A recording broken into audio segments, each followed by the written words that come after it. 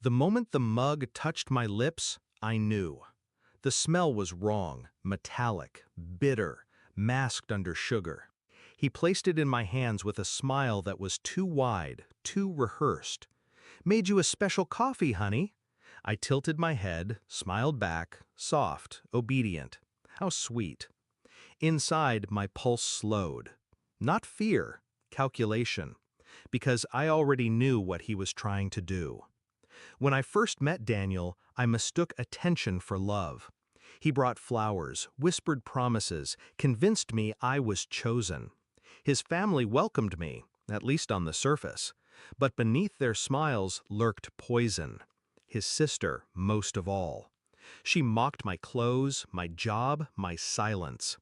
To her, I was weak, a guest in my own marriage. But weakness is just patience wearing a mask. Over the years, Daniel changed. The affection rotted into contempt. He grew secretive, restless, bitter at my existence. I caught the late-night whispers, the texts half erased, the sudden financial withdrawals. He thought I didn't notice. I always noticed. And when the strange powders began to appear in the kitchen cabinet, labeled as herbal supplements, I knew what he was planning. So that morning, when he handed me the mug, I played my part. I lifted it slowly, inhaled, smiled. Then, as I lowered it, I set it down near hers, my sister-in-law's mug, waiting on the table.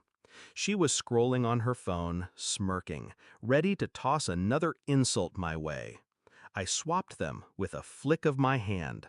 Quiet, natural, invisible. She didn't notice. He didn't notice. But I noticed everything. 30 minutes later, her laughter turned into coughing.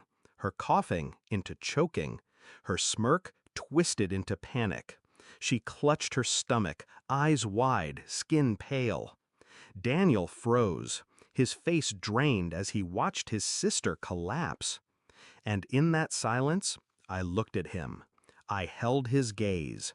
I let him know, without a word, that I knew.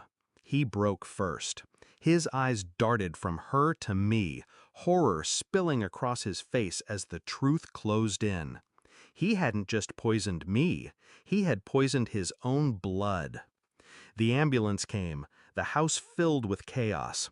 I stayed calm, hands folded, face serene. I was the grieving sister-in-law, the shocked wife.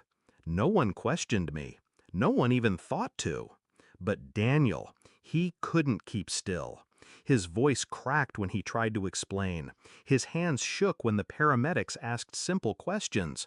And when the police arrived, because hospitals report suspicious poisonings, they didn't look at me. They looked at him. I had already prepared. Weeks before, I'd photographed the supplements he hid, sent copies to my email, tucked receipts away where no one could touch them.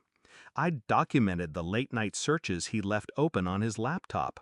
Lethal household substances, odorless poisons, how to fake a heart attack. He thought he was clever, but he was sloppy, and I had patience. That night, after they took his sister to the hospital and took him into questioning, I sat in the kitchen alone. I picked up the untouched mug he had made for me. I traced the rim with my finger. I should have felt fear. I should have felt grief. But all I felt was clarity. For years, they treated me like prey, a quiet wife, a punching bag, a shadow.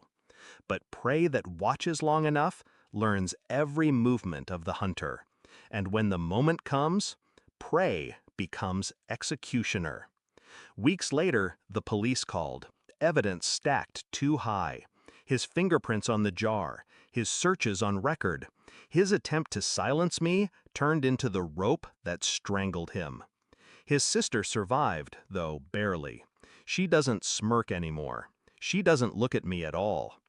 Maybe she sees me now for what I am.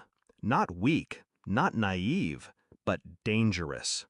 Daniel sits behind bars, his life rotting in a cell. His special coffee never reached my lips. And mine? My life finally began the moment I set that mug down and smiled. People ask me sometimes, did I plan to swap the cups that morning? Was it instinct or strategy? The truth is, it doesn't matter, because when betrayal brews long enough, revenge becomes second nature. And 30 minutes later, he finally tasted what he had been serving me for years.